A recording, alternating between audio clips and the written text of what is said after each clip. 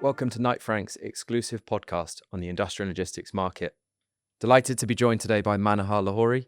Manohar, you've been in the region for how many years now? 42. 42 years, a VVIP client of Knight Frank. We were just discussing there, we've brokered 2 transactions for you in the last month. So delighted to have you. Delighted to be on our first ever industrial logistics podcast, which is very exciting. First in a series we're going to be undertaking with investors, occupiers, and long-standing clients and friends of the business.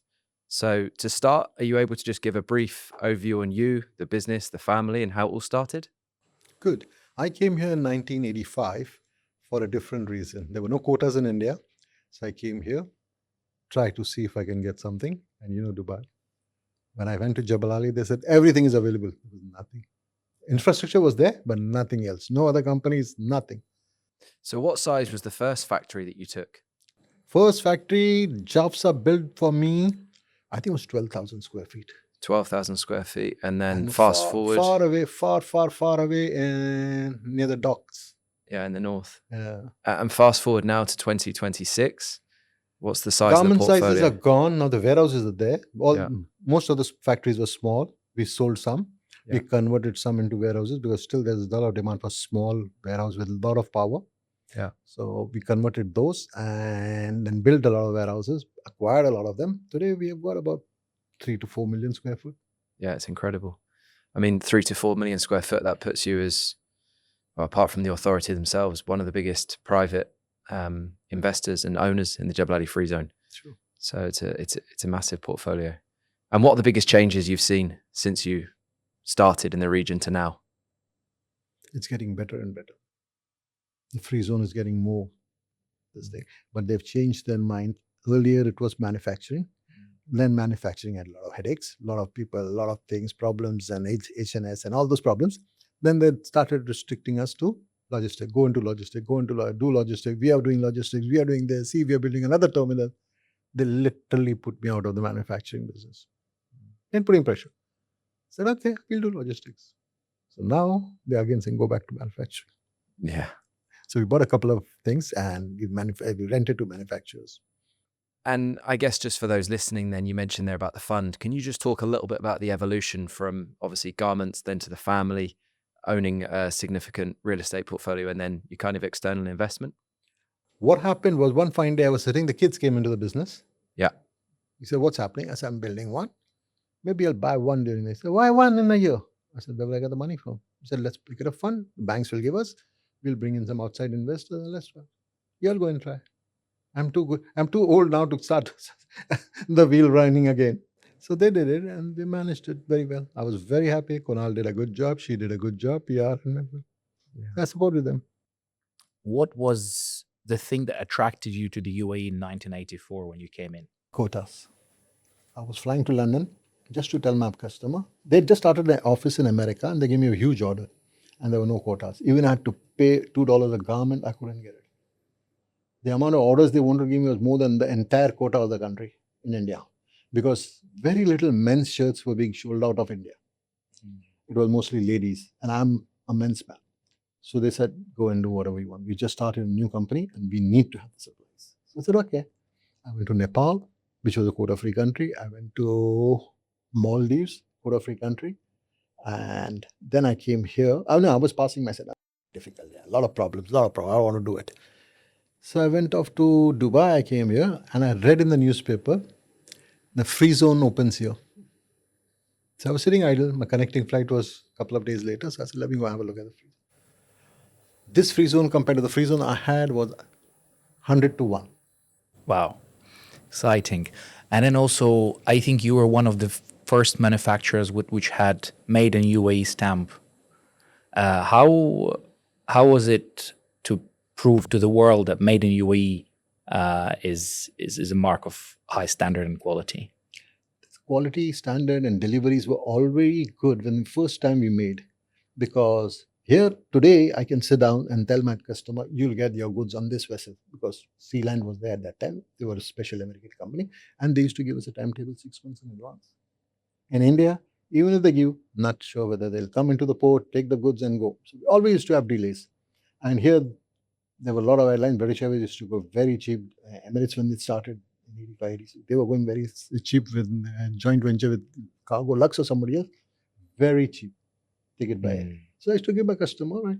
If you want it on this date, we'll give it because we had capacity to manufacture. We'll give it to you, no problem. Worst case, you have to pay $1 extra on this thing freight per kilo. I used to pay $1.50 per kilo. And we did it. And the biggest reason of our success was that we were shipping it in time. Because if the workers, all of a sudden, they started making so well and so fast. So I went to them and said, why? In India, you used to make like 4, 5 shirts. You're making 9 shirts here. Why? So in India, I have a problem. My time gets over at 5:30. I start looking at my watch at 4 o'clock. Which train will I get to go home? What will my wife say? What will my husband say? What will my father say? This is all this nonsense. We got all this tension. So we're working for 3. We start from 9 and work till 3, 4 o'clock. And then we start thinking of going back home. Here we don't have anything. You ring the bell. There's a bus waiting outside. We go to the villa, our accommodation. Food is waiting there. Just have to get up and come. So the efficiency went well. And automatically the people start making better goods. The atmosphere is good. So quality was good. Supplies were good. Support was good from the free zone, and we were happy. We just went on going up and up and up. So you have transitioned from a manufacturing business into a real estate business. Was it a natural flow or something that you have envisioned? Nope, absolutely no. As I told you, once the quotas went out, I decided kids were not coming. I didn't want them to come into the business. So I said, okay, let me start selling my warehouses. Get rid of it, sell the goods. So I sold all my machines to a South African or South Africa, I don't know where. They wanted all my machines. They came, I said, it's a full-fledged factory. I'll send you my mechanics, I'll send you my people. Let them go and install it for you. So we got a good price for the machines. We sold all those things were gone, then there were empty warehouses. And empty factories, basically. So I started selling. Very difficult to sell factories because there were not many people at that time. In 2002, I started. And Giant came in. They said, we want a warehouse. I don't have a warehouse. I've got this factory, which is air conditioned. If it suits you, say, yeah, perfect, it suits us perfect. And then they did it. Then we had a one opposite Rasasi. Rasasi wanted to expand. So I said, I've got this. They took one. And then I said, hey, this is a good business, yeah? They give you the checks up front. No need to worry. I went to my bank and I said, hey, this business, just do it. It's very good. Rather than we call you every month, every morning, your TR is due, your this is due, your that is due. So a lot of hassles. So it said, and then we started converting all the factories, started looking to buy some more warehouses, and then we built 2 very big warehouses, one in Technopark, one in Jebel Ali. Yeah. And that's how it happened. After that, it's no seeing back. Kids are doing a very good job. And with your portfolio at the moment, you've got, say, 3 to 4 million square feet. How many tenants would you say across the portfolio, if you had to guess? I think quite a lot. Yeah. Because some of the tenants in Jebel Ali and DIP are 5, 8, 7 in one warehouse, basically, one complex. But in Jebel Ali, mostly they're all 1 each. So I think we should have over 40. And what attracted you? Because over the years, you've owned various different asset classes. I know you've got some retail in the portfolio, some offices historically. What attracted you to industrial logistics? Why was that the kind of... That's where I was right from beginning, but never felt like expand there until I started getting inquiries from all these big tenants. Retail I bought outside because I said, too much concentrated in Dubai. Let's buy something outside. So we bought this in Marina, big retail. Yeah. And then a few houses, a few villas here and there. Everybody in Dubai started doing that. So that's what's common. But I saw that the best asset class was logistics and industrial. Yeah. And even during the COVID, even before that, after that, it's been very, very resilient to all the problems. So let's go ahead with it. Even today we have been buying warehouses. So it's not a big issue. We got a lot of tenants. We got a lot of people inquiring us. And over the last 3 to 4 months, with the kind of geopolitical uncertainty in the region, how have tenants in the assets that you own reacted? Have they been pretty resilient, or have they asked for some form of relief? Few of our clients came back and said, can you give us any relief? Because we usually charge 6 months or 3 months checks. I said, I can give the only relief immediately is I'll take 1 month checks. Yeah. So most of them said, okay. Now past 4 months, 3 months, and they're getting a little bit more worried. So we said, we can't give you relief, but if you want, I can give you, just to support you, 1 month free at the end of your term. If you've got 2 years here left, you 2 months more at the end of the term. Yeah. but no cash release because I didn't want to reduce the rents because that screws up our cash flow. Mm. I think we've seen the same as well. I think for vacant properties, prices have started to say correct after years of just increases. But I think what we're seeing more in the market is more flexibility in terms of payment terms, plans. cash flow, especially for occupiers is very, very important. Yeah. No, we support them. For cash flow, we definitely support them all the time. Not a problem at all. Anytime, even in the normal days, a lot of our clients come back and say, my payment has not come because we take from them the postage checks. Payment has not come. Can you please delay the check? Yeah. And a question that we're asked almost daily is, what do you see as the outlook for the UAE and in particular Dubai, where most of your portfolio is? What do you see the kind of short to medium term outlook? I am very, very optimistic. Nothing happens to Dubai.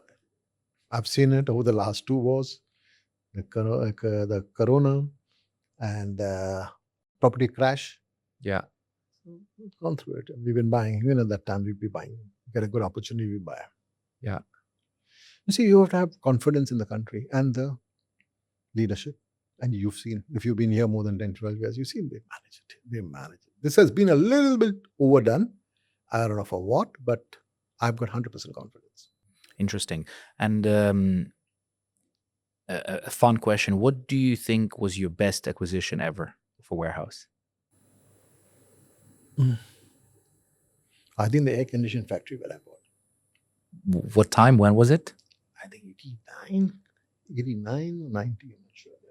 Okay, were you able to resell it? What was the... No, the idea, the Free Zone called me. This is a factory that's for sale. It was an air conditioning manufacturer. He said, what did you know about garments? We started now. No worry, it won't be a problem. The issue was they didn't want the factory. It was a very prestigious factory, French company, to go out of the Free Zone. He said, okay, let me go and have a look. I had a look and I said, it was a nice, real big box of warehouse. No pillars, no nothing. There were a few machines here and there. So I said, it doesn't work. Take out the machine, scrap it, and I'll put my garment machine, and start running it as a garment factory. So that's the idea I got. And I said, I made an offer. It was a bank, it was through a bank, and the original company had gone bankrupt. So I offered them a crazy price. They said no. I said, okay. They looked at a lot of things here, there. Nobody came in. Finally, they came to me.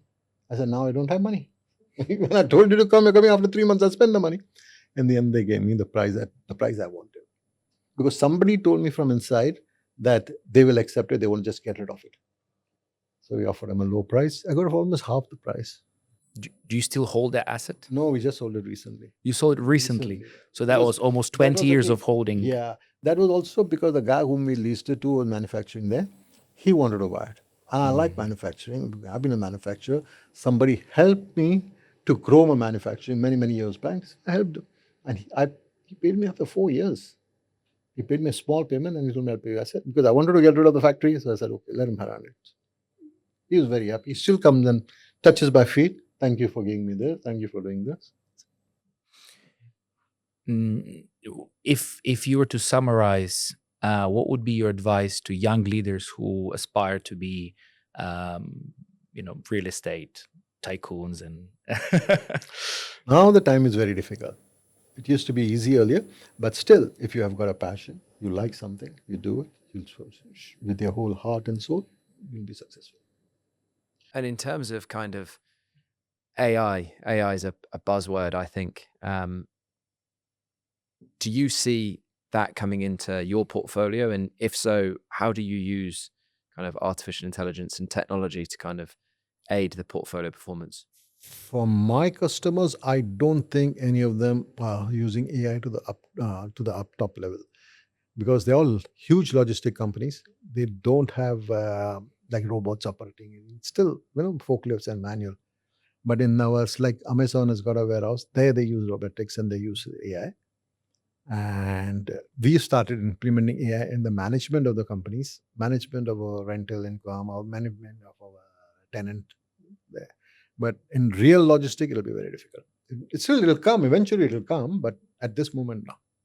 Is that just because in this part of the world, labor's more affordable, you think? That's one. And the other thing is the real technology you want for AI is very expensive. Yeah. And this market is very, very competitive. So if I want to develop Not me personally. If any of the good logistic company, even the big ones, want to develop a complete AI, it costs them an arm and a leg. And the tenants don't want to pay. Even the tenants, the end customers don't want to pay that kind of price. Mm. Mr. Manohar, in your recent one of the recent LinkedIn posts, you have summarized your journey as, quote, adapt with purpose, build with integrity, and create long-term value. That phrase sounds simple, but that summarizes 50 years of your experience. What out of three, adaptation, integrity, or long-term value, was the hardest to maintain in business? That's very important. Client relationship. You have any client, even till today, they have a problem. Even though they don't know me, but they've heard Mr. Lahori. They come running to me. So I've got this problem. Be it change of activity, be it rental reviews, be it upgrading of the warehouse. They come to me. Mm. Even yesterday, somebody came, is this possible? I said, it's possible. Somebody told it's not possible. I said, why? Who did he talk? My consultant. I said, why did he tell you? Mm. In JAVSA, they are so cooperative, they will allow you to do anything and everything if you tell them properly, with a proper consultant, proper paperwork, proper drawings. Everything is allowed in JAVSA. Mm. And I proved it not once, 100 times to a lot of my clients. With what clients do new, everything they want to do through a consultant. They go to a consultant. I'll tell you a big story. Long back, Shaloop wanted to set up a factory, a warehouse, where they want to store perfumes and cosmetics. They're the big in cosmetics. They went around. They said, no, not possible. This is not possible.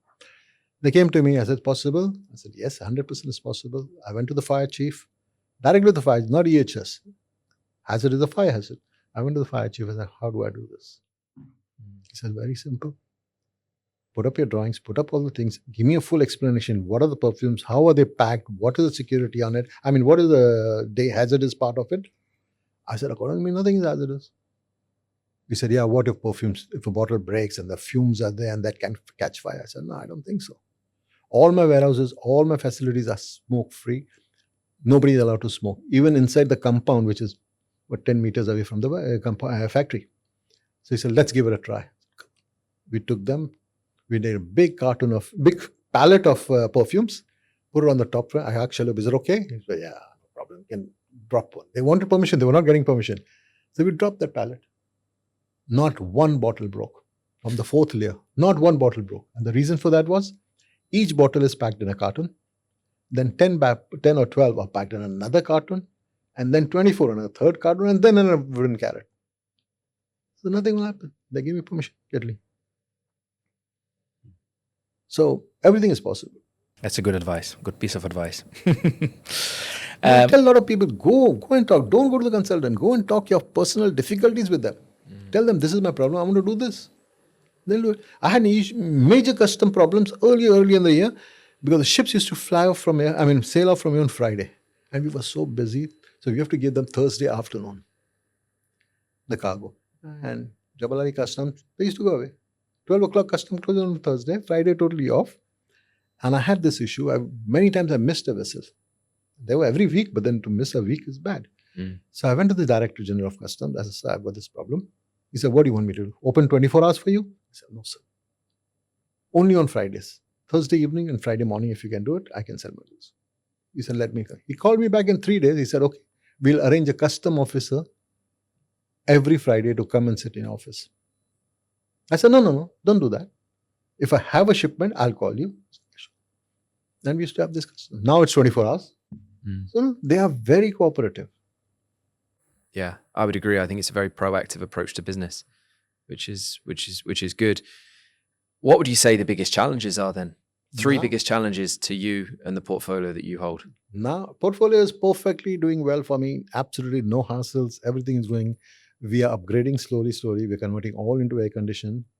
We are trying to do a little bit of solar because they don't use much power and we've got the connected power for normal. Air conditioning may take a little bit of solar. The other big challenge I'm having, I'm very, very, very happy with JAVSA and they don't have space.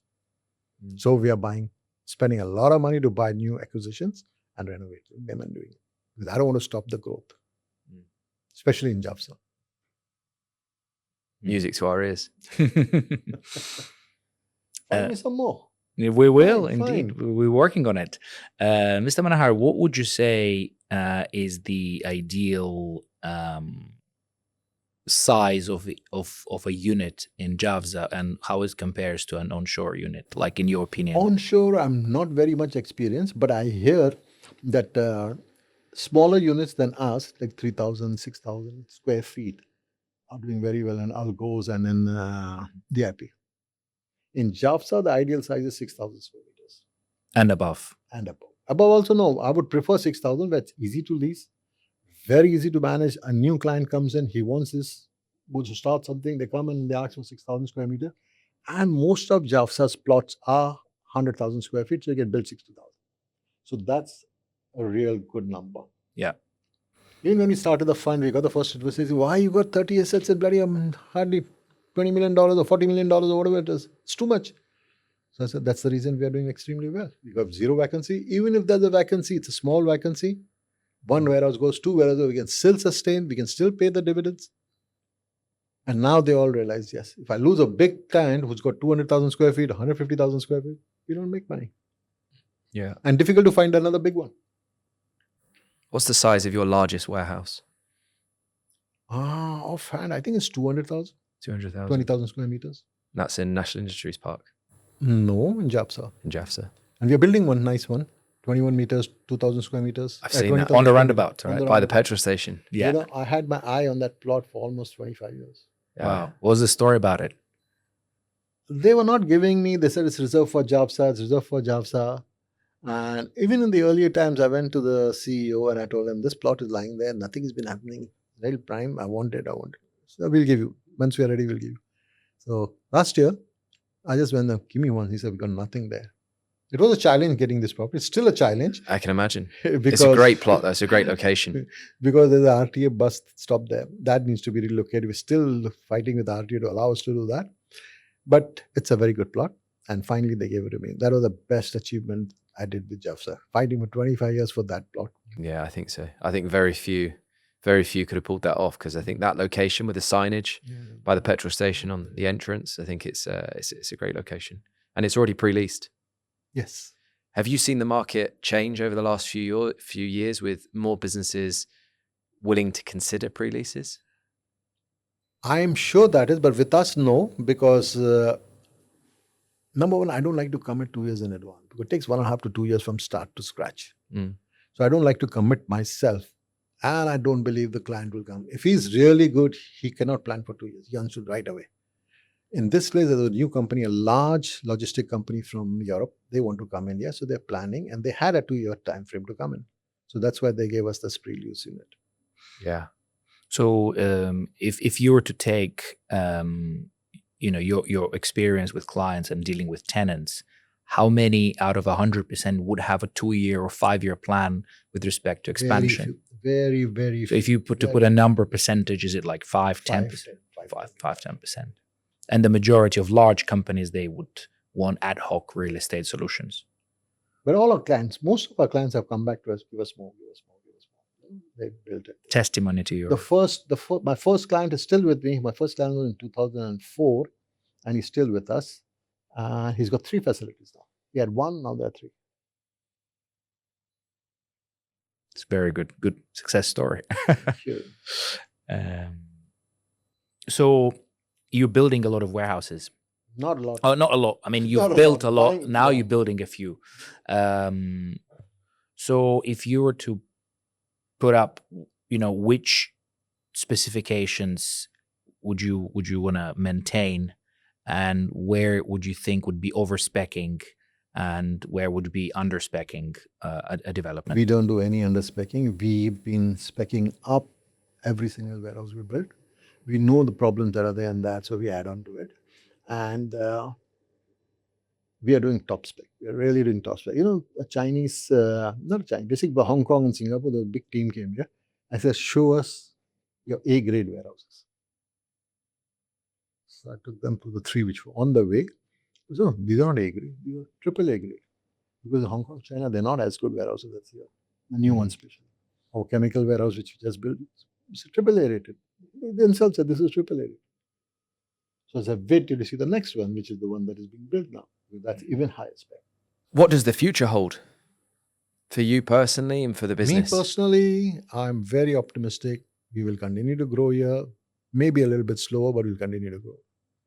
And for the region also, I have confidence in Dubai from day one. 85, there was nobody in Jafsa when I went and started. Now, at least everybody there. The whole atmosphere has changed. The whole, everything has changed here. And people all over the world realize that Dubai is not a Mickey Mouse country anymore. You can get it done. They've got very well connected. The airlines are very well connected. People are coming here. So it'll have a future. It'll go. Port is spending so much money. I agree. They're expanding everything. Yeah, I agree. And I think the proactive kind of approach to business is gonna be good. I know we're particularly bullish about the sector and about the market and the country going forward. So I think it's been a few months of challenges, but I think we're looking forward to A lot business of manufacturing is normality. going to come here from India, from Hong Kong, China. A lot of manufacturing is going to come here because of the tariffs. Yeah.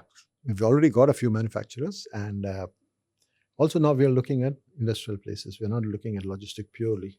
Yeah. Has that been a shift? Because I think historically it was more of a logistics. Now It was originally manufacturing. Yeah. Then they said, no, manufacturing takes a lot of people. Like in a small factory like mine, I had bloody 400 workers. Yeah. So, well, in that warehouse, you need 20 people to bloody run a nice warehouse. So that they were not encouraging anymore. Manufacturing, they were difficult. And then logistics started, and logistics became too crowded, the routes and all, trucks and all. And now, after the problem, they are insisting on manufacturing. Yeah. So when we got a couple of plots in NIP, we told them it's for manufacturing. They said, very good. Manufacturing is good. I think we've seen the pivot as well. Yeah. I think partly down to the fact that there's just very, very little space available for logistics businesses. There's very, very little vacancy in the market. But I think in 2026, we've had a surprising amount of inquiries that are more industrial. Manufacturing focused. And we've done a few large scale leases that probably at the start of the year, we probably weren't so optimistic on leasing those facilities. So yeah, we've definitely seen it change. Manufacturing going to go even more. Yeah. So Jafza is landlocked. Probably there will be no more expansion land-wise in Jafza. What do you think would be the next free zone for I don't know occupiers? whether you heard of Rabda, which is about 40 kilometers from Jafza. Jafza is developing a free zone. Rabda Towards Oman. Towards Oman. Okay, so it's not going to be on the shore. It will be offshore. Offshore, but very well connectivity to Jafza. And that would be what, like a midpoint to say a Corsican or somewhere like that. But I think they're targeting, they'll have a corridor, custom-free corridor between Rabda and Jebel Ali. And we've just signed one big piece of land there to start building there. Interesting. That's an interesting one, yeah. So we need to find you some occupiers then. No, it'll take 1.5 years. Oman is not as easy as Jafza. We can pre-lease it for you. Yeah. And have you seen much interest in areas like RAK, obviously with the big developments like the Wynne Casino and kind of RAK had something. We went there a lot and had a couple of meetings we had there. And we are still considering there. But now since this Rabda, Oman has come up, we're concentrating there because it's 100% connected to Jafza. Principally it's controlled by Jafza, even though it's Oman. And Oman rules will apply like this. You need local sponsors, you need local staff, workers and all those things. But still, I think it'll be good. They're giving us very subsidized rates. So today we have had a podcast with Mr. Manohar Lahori, Director, Founder and Chairman of Manohar Logistics Fund and Palmon Group. Thanks for coming in, and we look forward to working with you more. Thank you very much. Thank you for having me. It was a pleasure. And I enjoyed.